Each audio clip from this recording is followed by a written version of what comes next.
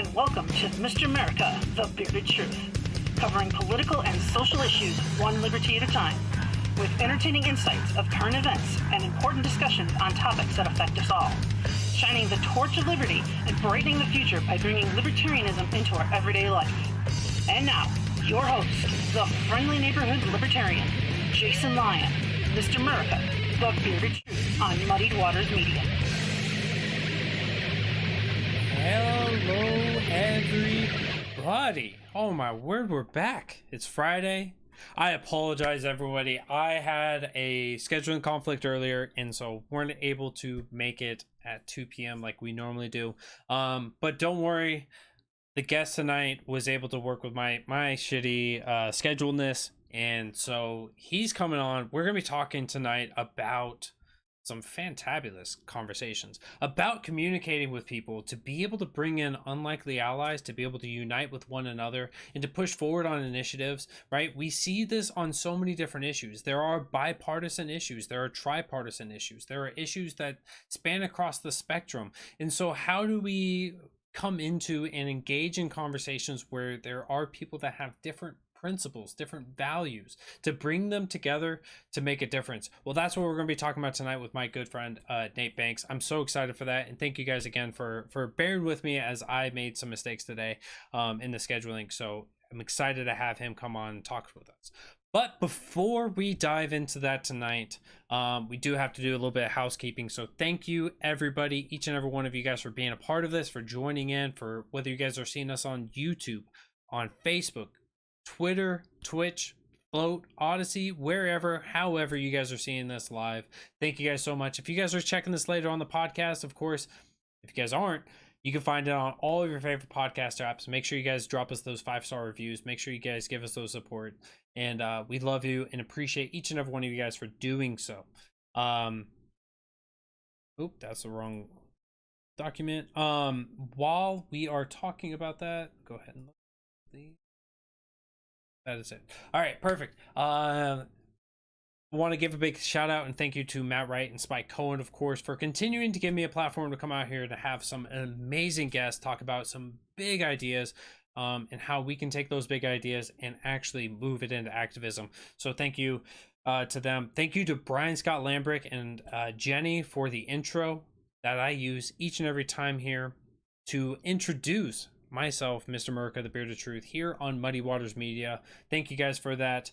Want to say, thank you to everyone who has already gone over to anchor.fm/muddiedwaters/subscribe and been a part of the Muddied crew, helping out with just a couple lattes a month worth of donations to help make this, make our dreams more of a reality.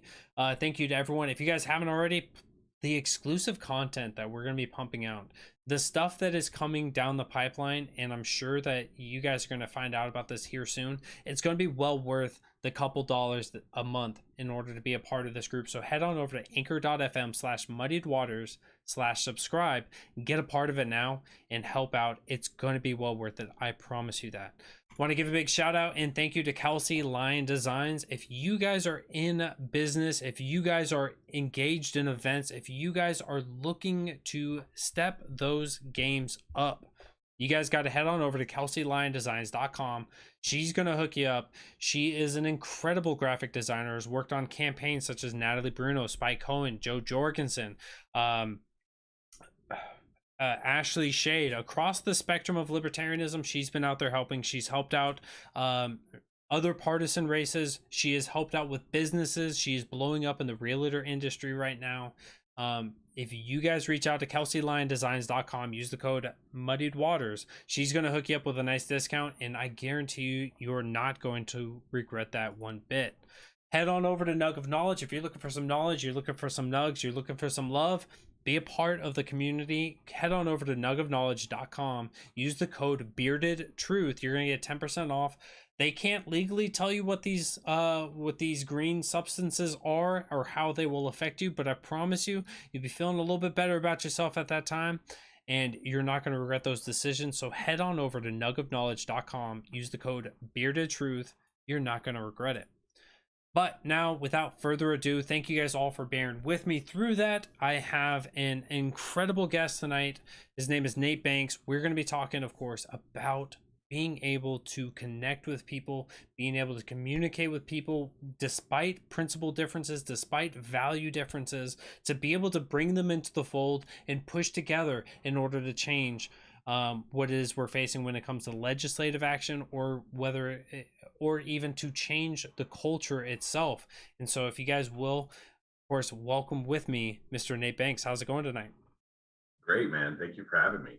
Absolutely. And thank you for bearing with me. I know I had some scheduling issues today, so thank you for sticking it out late night. I know you're over there, it's not so deep into the night, but thank you so much for bearing with me on that.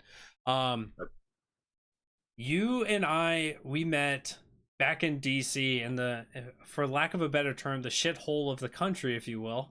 And we kind of hit it off real easy. We never had too much of a value difference, just based on where we came from.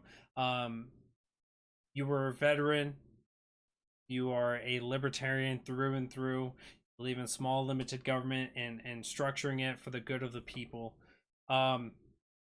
But even in the first couple of conversations that we've had with other people, it became clear to me that you were an expert on being able to work with anyone, to make differences. And there's a couple of good conversations, of course, that I don't know if we need to share those. But I want to start off with this conversation, of course, of what brought you to liberty, what brought you to the libertarian movement. Well, I was raised in a Reagan conservative household, right? He was the gold standard. Ronnie could do no wrong. Um, I was very naive. I didn't really look very deep into policy. I didn't really understand it. Just whatever I heard on television, that was basically what the way it was. And then, I had my dad is a very positive influence in my life, and he used to. It's kind of funny. His transformation is a lot different than mine. He went from being, I call him a Che Guevara worshiping communist, because he used to have a poster of Che on his wall, to to in his words, being farther right than Jesse Helms. So, oh wow. Wow. Yeah. So I grew up in that environment, and that was my starting point. I joined the Navy in 1999. Spent almost 8 years on active duty, and was still just as terrible a conservative as there was. I was trash when it came to messaging. I had people, unfriending me on social media because of the way I engaged with them. It took a long time, and it was through some of my work experience, being in the military, either while you're on active duty or shortly thereafter, seems to be one of the fastest pipelines toward liberty. Yes.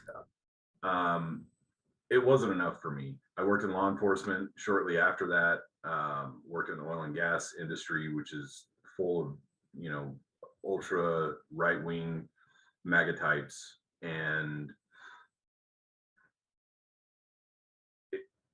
it wasn't even enough then, right? Working in law enforcement, I was a detention officer in a county jail. And I mean, if you ask me now, you couldn't beat me into taking that job again. But it was just a long, gradual process. What really did it for me was some hindsight, looking back at some of the candidates that I'd supported and defended on the GOP ticket. Oh, well, I'll vote for this guy because they most closely represent me, but I'm gonna stick to it and vote for this guy if he wins, just because I have to, because we can't have the other team win. Yeah, that good old partisan team game. Yeah, looking back, George H.W. Bush wasn't all that far removed from Bob Dole, who wasn't all that far removed from John McCain, or George W. Bush, or Mitt Romney. Like, I started looking at these guys and doing closer research on them, and discovered that they were all basically representing the same things. There's not that much separation between the two main parties, the two corporate parties. The way I look at it now is there's just one team. There's the big government team. One Yeah, of them plays offense, the other one plays defense, and then they switch. And that's a great way to phrase that. It's yeah. it's incredibly accurate. So when Gary Johnson ran, by the way, I'm in Albuquerque. I'm behind the steel wall in Albuquerque, New Mexico. Um, Gary Johnson was a very successful governor in the state of New Mexico. He may not have been everybody's cup of tea when it came to libertarian presidential candidates, but he governed this state as a Republican, but in a very libertarian ideological fashion. He left the state with a surplus. He cut spending. He actually cut the size of government. He improved the roads while cutting the budget, lowered taxes. He had the nickname of Governor No because he vetoed more legislation in the state in his term as governor than anyone prior to him. Yeah. I remember watching the GOP presidential debates, and he only had basically one line in all the debates that he showed up in, which was like 2 or 3, not very many. And he made the comment that his neighbor's dog had created more shovel-ready jobs than the program that was passed by Barack Obama at the time. I can't even remember what it was called. But they were always talking about all the shovel-ready jobs that were going to be created. He became the most Googled person that day on Google, and I started looking into him a little bit more deeply myself. I didn't live here in the state whenever he was the governor. Mm-hmm. That was when I was on active duty, and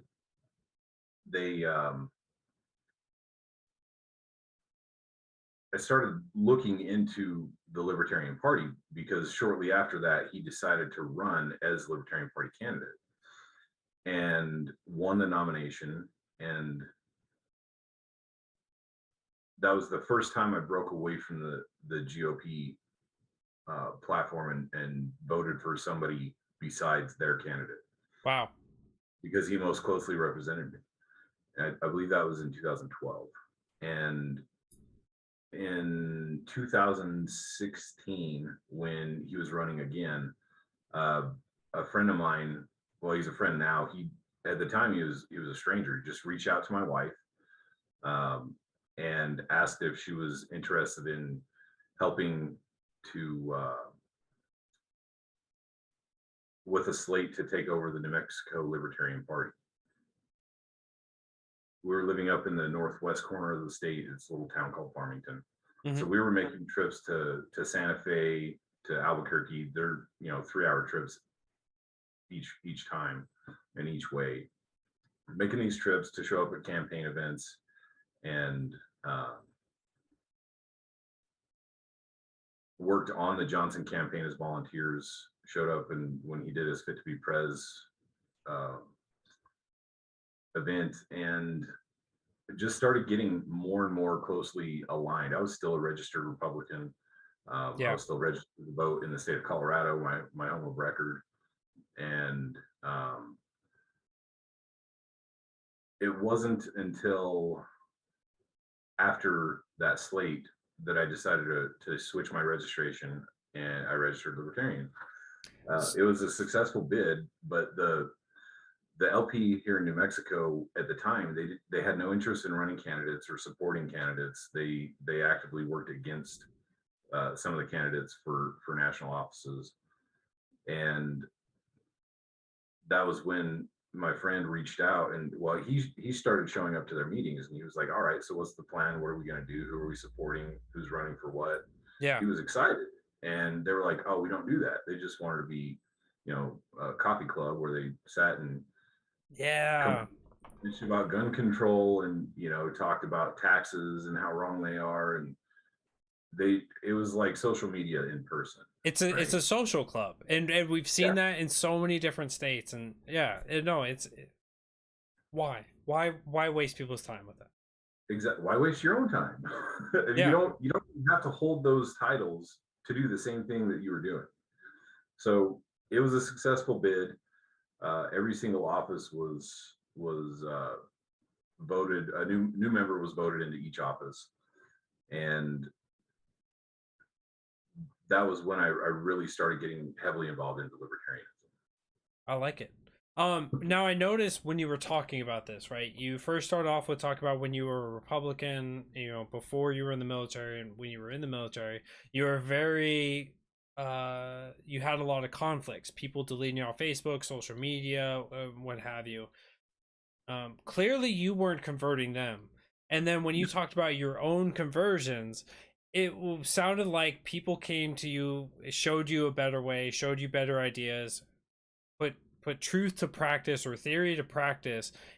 And I think that that's a really good strong foundation of one of those things of why, like, I was like, this Nate guy, he's got it. You know, he's got the haircut, he's got a bigger beard than me. I won't tell you who's got the better beard, but but but it was one of those things that it's true for all of us, or for a lot of us, that just showing up, being better, not being better at arguments, not being better at fighting, not being better about beating each other with our ideas, but just coming there and allowing for our ideas to flourish is incredible. So I'm glad that you went through that process. Um, Thank you, Matt. Right. All beard hashtag all beards alive, or all beards matter. You've got some length. It's fine. um, but I think that's a great starting point. And so, you know, of course, coming at this thing with not fighting people is a first start. But I want to know, like, what you've experienced as well since joining in with libertarianism. I've seen you be an influence in your communities. You work right now in a capacity where you're working with people across the spectrum. You may have some left people, you may have some right people, you may have some libertarians, but you're able to work with them. And so, what's the mindset there that has helped you push past areas where you may have disagree to find those agreements? Well, to understand that, I feel like I owe it to everybody to explain a little bit more, a little deeper into my past. Yeah. When it came to engaging with people on social media, I used to believe, like a lot of people do, that that's what it meant to move the ball forward, right? To swing the pendulum back in the other direction, was to engage with people on social media. And I did that in the most awful, disrespectful ways possible. I truly believed for a long time that winning an argument on Facebook meant getting blocked, right? So I just kept the pressure on until they finally blocked me. And then I was like, all right, I win. Yeah. It wasn't until I started the job that I'm in now with the organization I'm with that I started looking at things like humility and respect and integrity, and realizing that I wasn't displaying very many of those principles that I find value in. And it was a slow process, and it took, you know, I had some conversations with supervisors and things like that about my engagement on social media, and even that wasn't really enough. It pointed me in the right direction, but ultimately it fell on me, right? Hmm.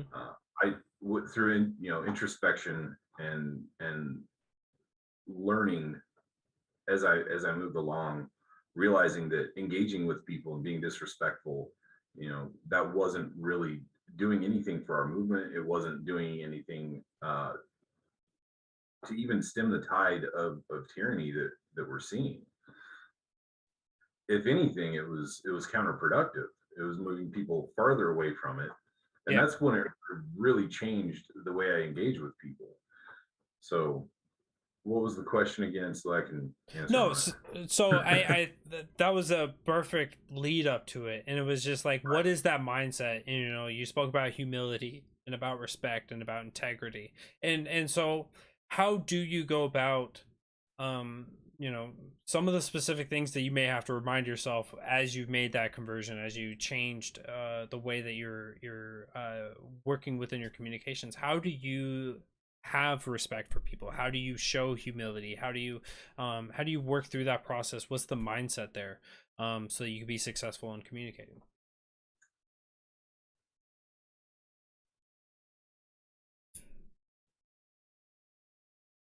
I guess like so for me, when I think about that, the respect thing, I think that this is one of the things that I saw like the most impactful is when I'm communicating with people is be able to talk with them to share their values. Yeah. So, you and I have both worked on healthcare issues Oh yeah. more times than we can count probably. Um Right. and so it's like when somebody says, you just want to break the healthcare system, that's not that respect. It's like you want to fix the healthcare system, I want to fix the healthcare system. Now let's see where we can find that. But go ahead. So what I did, I started looking for common ground with people. To your point, right? I work on a lot of veterans issues, and one of the ones that I work on most specifically is VA healthcare reform and VA accountability. There's a lot of people on the other side of this movement that think that what I'm trying to do is just completely privatize the VA and put everybody out of work, and that's not really what I'm about. What we want is, if the VA is going to be there, that it should be a great option for veterans when they choose, if they choose to go there for their health care. And at the same time, there's a lot of veterans that live really far away from VA facilities, and it really puts them out to have to drive 3 hours, 4 hours, 6 hours in order to get to a VA hospital. Like Alaska is the absolute worst example, or Hawaii, because there's no VA hospitals in either of those states. So they have to drive or take a ferry or a boat, or if you're coming from Alaska, you've got to go to Seattle in order to get healthcare from a VA facility. Mhm. If you're coming from Hawaii, you have to fly into San Diego or Los Angeles, right? And that's not serving those veterans. There's a lot of upfront costs for those vets to travel to get their healthcare at those places. So trying to combat lies or misunderstandings that people have, you have to find common ground with them, because if you just immediately come at them and attack them back, they're going to put their defenses up, they're going to tune you out, and they're not going to talk to you. So instead of being uh, instead of responding with terrible tones and language, finding common ground, and understanding that either they're misinformed or they misunderstand something, and or they just don't see it the same way you do. Their truth to them, some people are comfortable with it.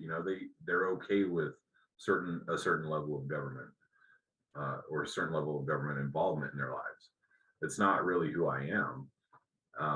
But trying to find places where we have agreement, where there's too much government involvement or not the right type of Yeah. engagement.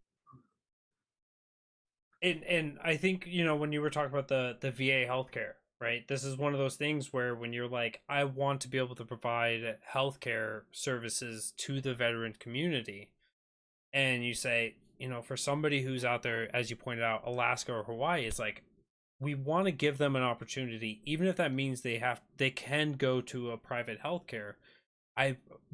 Your concern is with the veteran, and finding that to also be the same as somebody who says, I just want to fix the VA healthcare. It's like we clearly both value veterans and their healthcare. We have a difference on that, and so being able to to reflect on that, to be able to share that common ground of, we care about the veterans, let's actually have a conversation about how this can work out, instead of the mudslinging, the conservative, or the cuckservative, and the libtard, and all those. These are all things out there. I do want to say, because this comment really is important to me in some way. Sheila Foster, I love your son, I love what your son did, but Sheila Foster mother of Garrett Foster, says she may want to talk to you, um, Nate Banks, because she's writing a book about unity in this country. Sure. So I will, Mrs. Foster, I will definitely reach out to you. I'll give you Nate's contact if he's cool with that. And I am. perfect. I'll reach out to you. I'll get you that so you can have that conversation.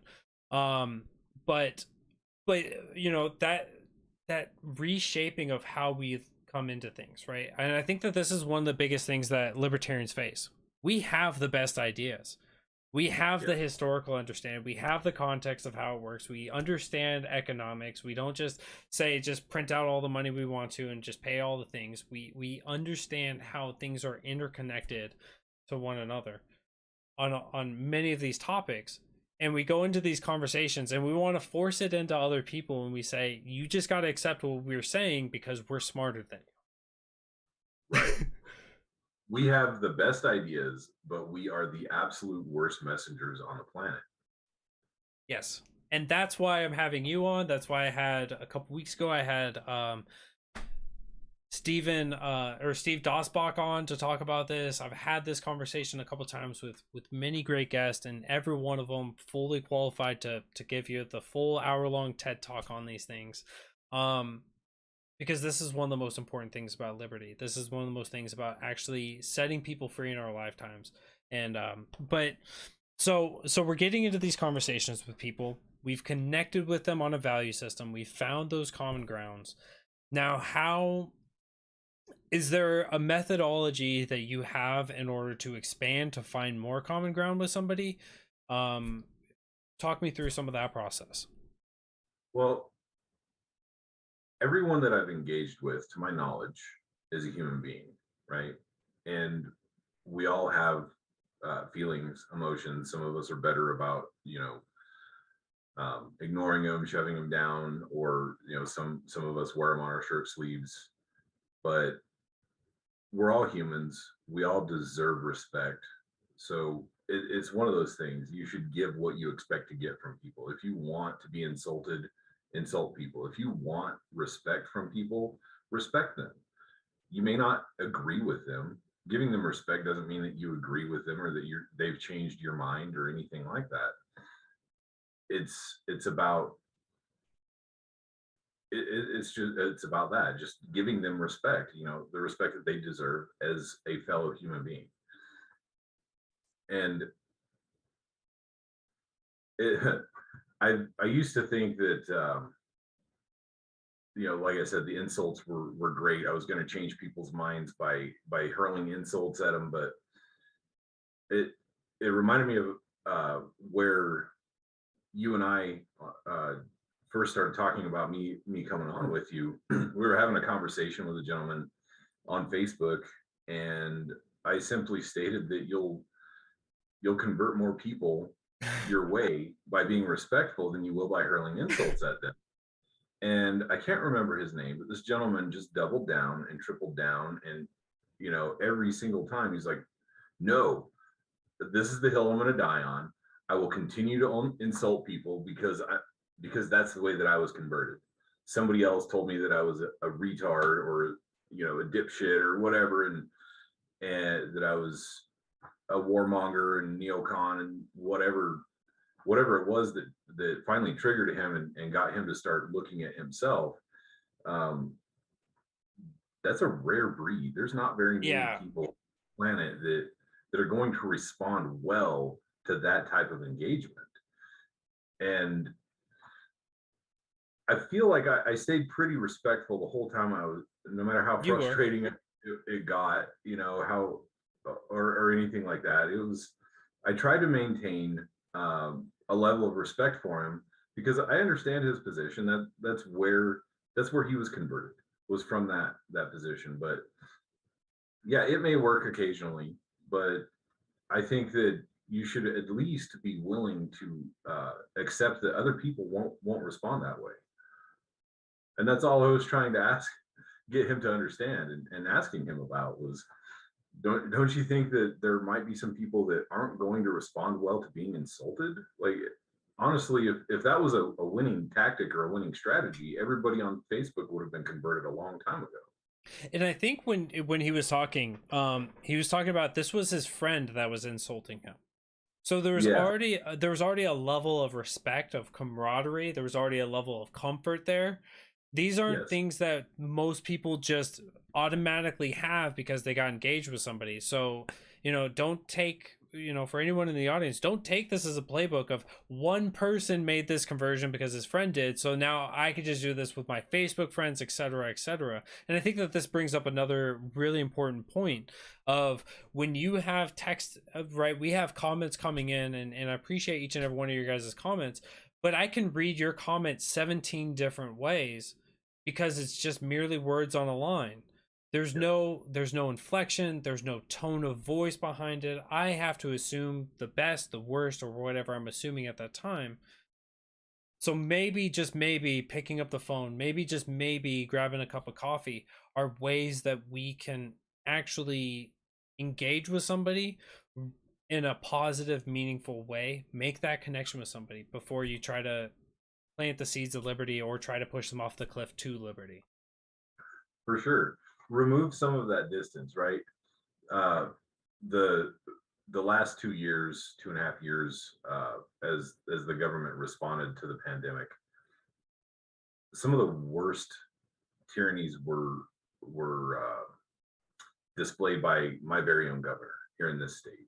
When even California was, repealing certain mandates and things like that, mine was just like that dude that I was engaging with.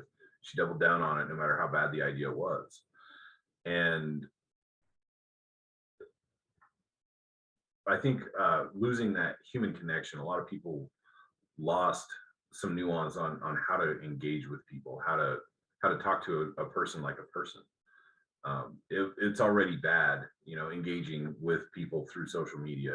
But when that's the only form of communication, the only form that you have to get together with your friends or family, um, it still leaves that same distance between you that we had to deal with throughout the response to the pandemic.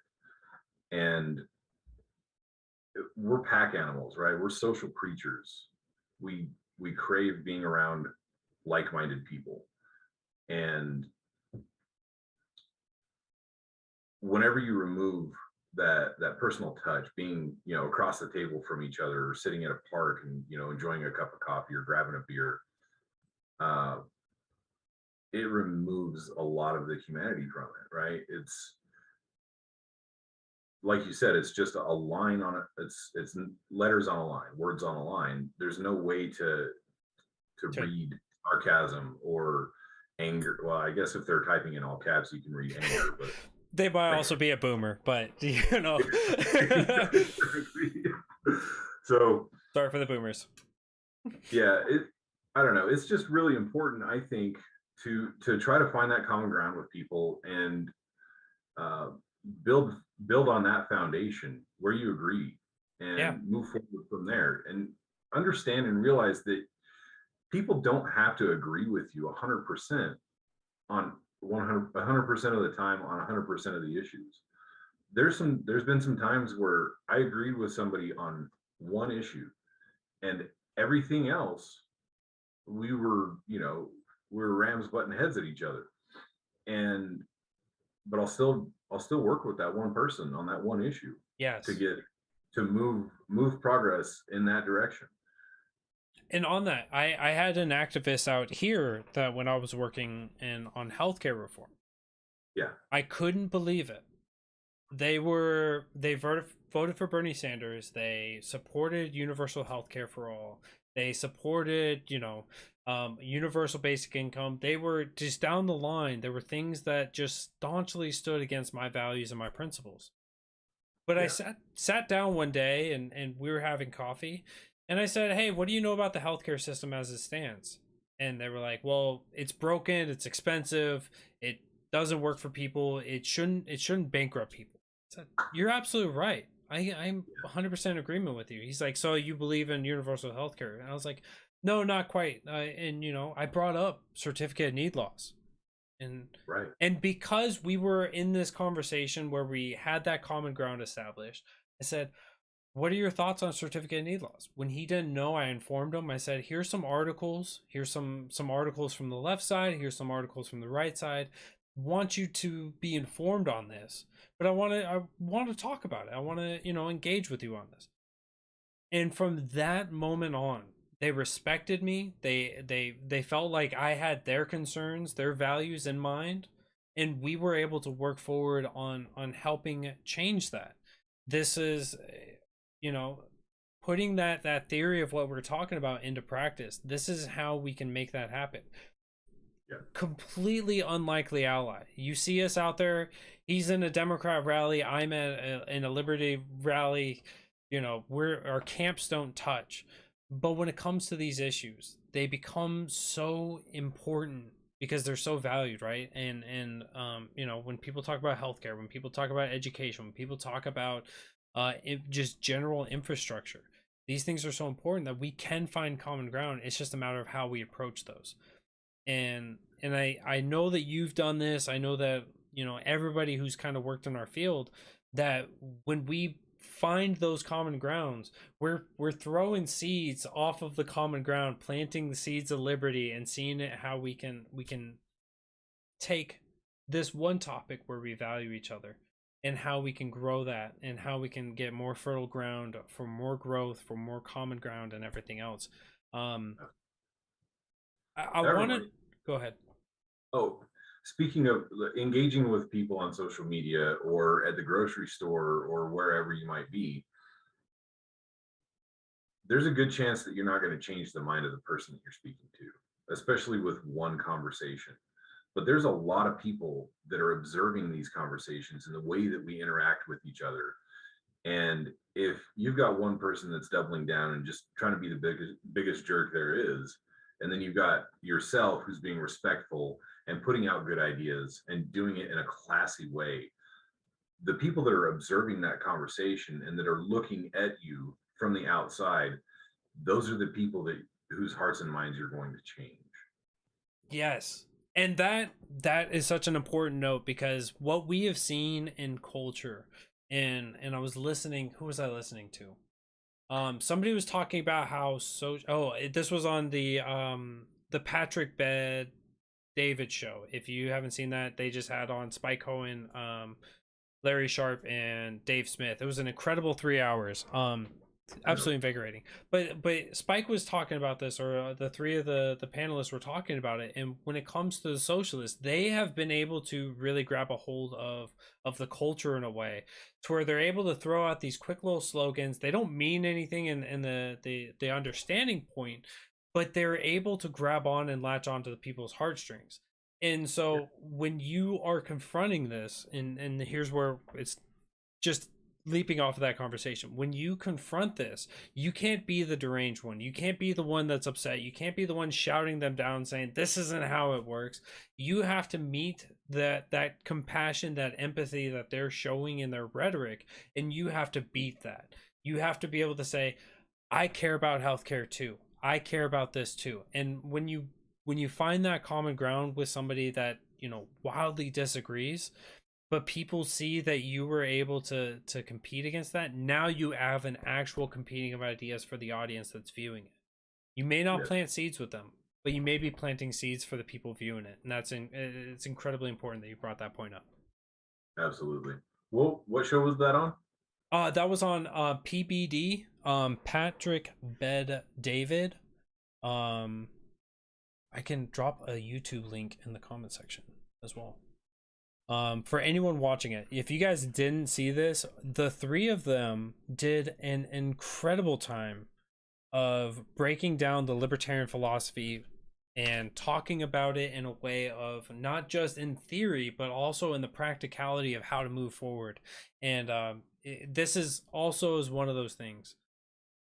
This is also one of those things that's important with communication. I would love to hear your thoughts on the applicability of it. But when we talk about theory, when we talk about ideas, the way that you can communicate things for people to latch onto it is to talk about where you are, where you want to go, in a tangible, realistic path to get there. Those three things are important, but I'll let you take that away. Sure. It's really difficult. It's really difficult to have these conversations and to cover all of that in one conversation, honestly. uh, I think that it's important to understand that it's not likely going to be done in one conversation. You have to think of it as a marathon instead of a sprint. Yes. If you think about it, the socialist movement in this country, likely started mid to late 1800s, and with the European revolutionaries, migrating this way and influencing um, leaders in this country, uh, including Abraham Lincoln. He frequently read columns written by Karl Marx, you know, and he was a big fan of Mhm. him. But it didn't happen overnight, right? It took decades or over a century for them to really erode everything to the point that we're in it today. So understanding that just not even turning the ship around and going in the other direction, but slowing it down, it's going to take time, and it's going to take a lot of reasoned, respectful conversations, Yes. finding that common ground, planting those seeds, and to your point, take a policy issue from somebody that they respect and that they like, and don't be insulting about it, but just tell them why it is that you think that that's damaging to liberty, uh, instead of a win like they think it is. One of the biggest issues that I engage with my conservative friends with is on qualified immunity and and qualified immunity reform. Here in the state of New Mexico, we were successful. We passed landmark legislation, and it got amended up and marked up pretty badly going through the legislative process, through all the committee hearings. But it's still, even as bad as it is, and the exemptions that they made in it, it's still far better than where we were before that bill was passed and signed into law. Hmm. I would have preferred that it had included judges and that they weren't exempted, but I'm not going to just throw the whole thing away and say, well, that's not good enough. It's a great starting point. So Now, with my, oh, go ahead. before we get too far into this, because it's been a long while since I talked about qualified immunity, with a guest Yeah. on here on it. Could you give us a quick synopsis? What is qualified immunity? How does it work? Uh, So an example, I'm driving down the road and a police officer pulls me over, and I get out of the vehicle. Somehow my rights my were somehow my rights were violated, and it's an a case that has never been seen before, right? They don't have any precedent on it, so it automatically gets thrown out, and you don't get your day in court. You can't sue the police officer, you can't sue the police department, you can't sue the jail that they locked you up in, you can't sue the judge that threw your case out. That's what qualified immunity reform, or that's what qualified immunity is. They they have qualified immunity because they've never seen it before, so it automatically gets thrown out, and the the problems just continue. Yeah, and for the audience, so there are qualified immunity cases that were thrown out, where the semantical differences in some of these cases, where I believe that there was one where the precedent was a man sitting on the ground, handcuffed, with his hands behind his back, handcuffed, sitting on the ground, legs flat out in front of him, and a canine was biting him, and so he wanted to press charges because he was already detained, but then he was aggressed by the dog. Well, there's a second case that came later, so that was the precedent. So if there was another case like that, you wouldn't have had qualified immunity because there's a precedent there saying that this would have been wrong. The next case, the person was laying on the ground flat and had their hands handcuffed behind their back and was already detained and attacked by a canine unit. qualified immunity, because of the semantical differences between sitting up and laying down, was enough in order to provide protections for the officers and everyone involved. Right.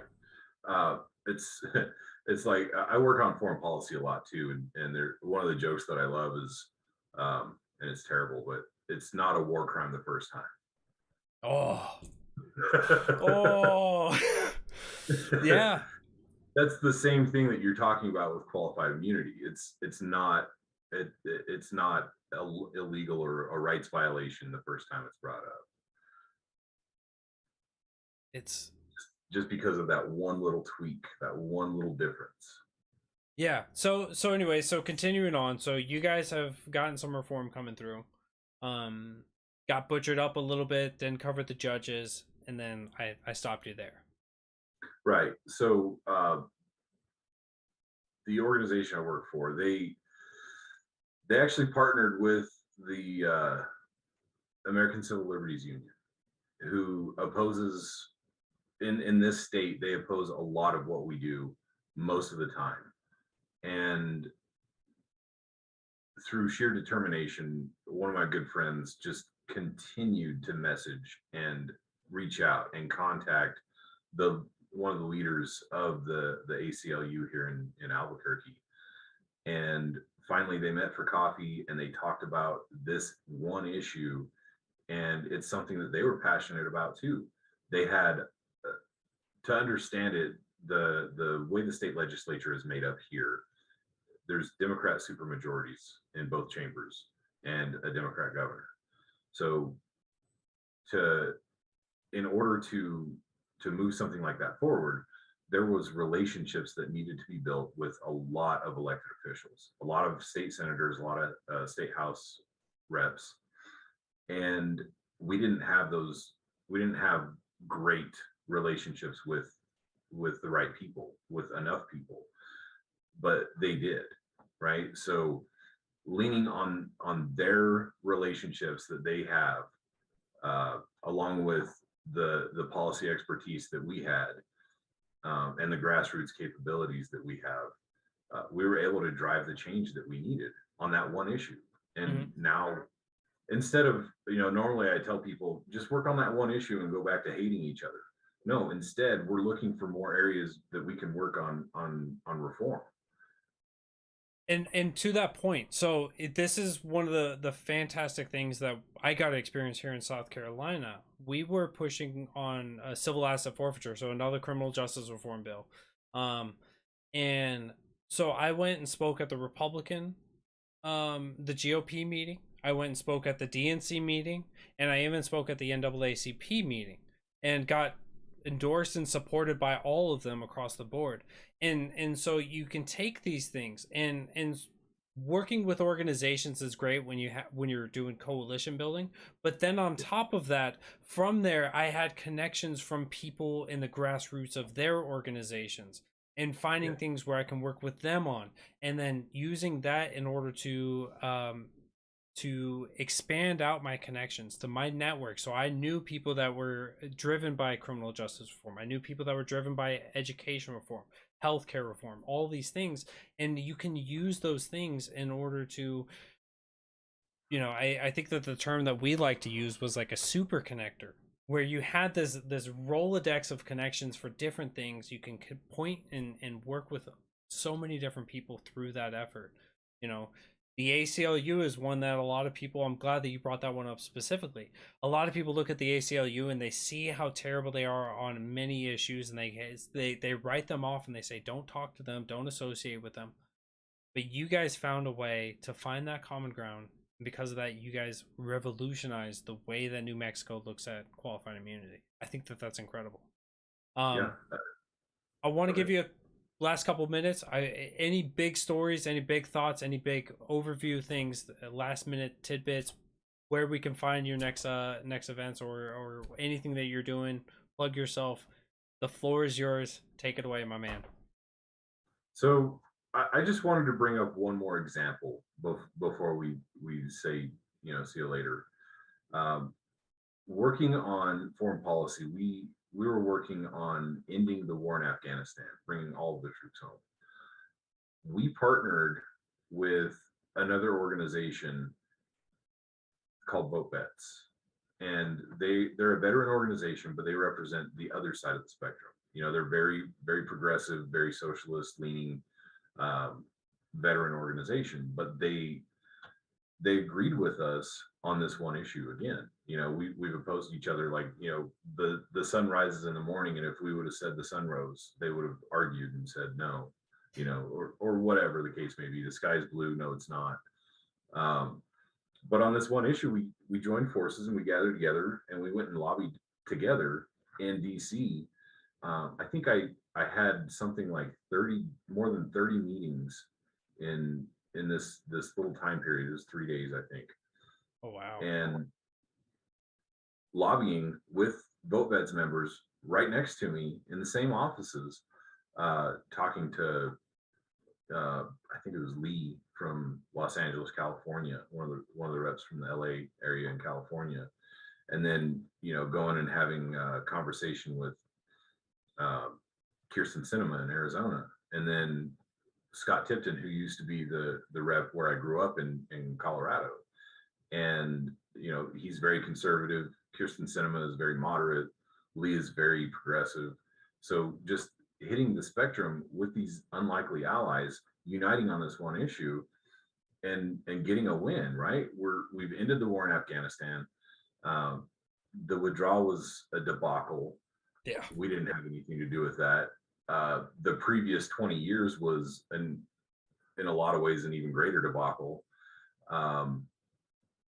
But I lost activists in my own community over that relationship with Vote Vets, you know, because of certain people that funded that organization. And I just, it blows my mind that people are willing to throw away a win over something as petty as that. That's Find who the you people won with, yeah. Yeah, find organizations that are fighting for things that you're passionate about, and make the change, man. Be it, do it, live it. Yeah, absolutely. I think that's an incredible thing to end on. Stop worrying about who you're uniting with. Unite with people, make a difference, live it out. I think that's beautiful. I want to thank you so much for coming on tonight, Nate. Thank you for working with me on my scheduling. I apologize again. I love you. I appreciate you so much.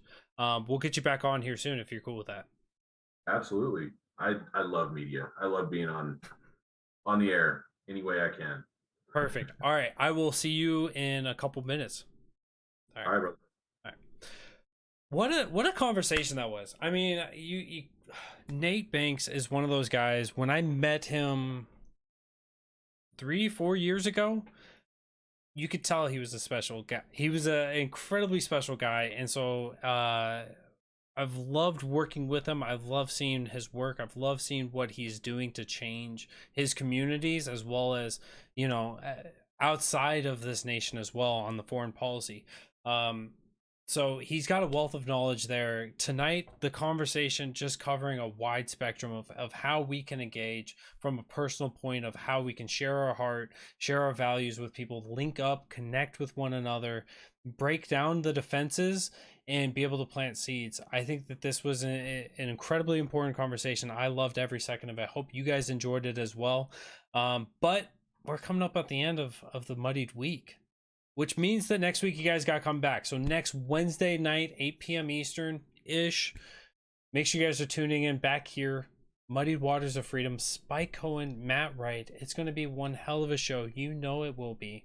So make sure you guys are tuning in for that Thursday night. Matt Wright is coming back with the Writer's Block. You're not going to want to miss that. And Friday, 2 p.m. Eastern, I have the one, the only Shane Hazel running for governor of Georgia coming on, and we're going to be talking a little bit about deregulation. What does it mean? How does it work? How has it been vilified? And how does it actually improve your life, your accessibility, and of course, in a time of inflation, how it actually drops the prices for you. So I'm excited for that conversation. Next week is going to be an incredible week. You're not going to want to miss this. Wednesday, Thursday, Friday here on Muddy Waters Media. Thank you guys so much. I've been incredibly honored to have you guys all here with me. I love Nate Banks and having him on tonight. But you guys be well. I'll see you guys soon. See you guys next week. Be good, be well. See you soon.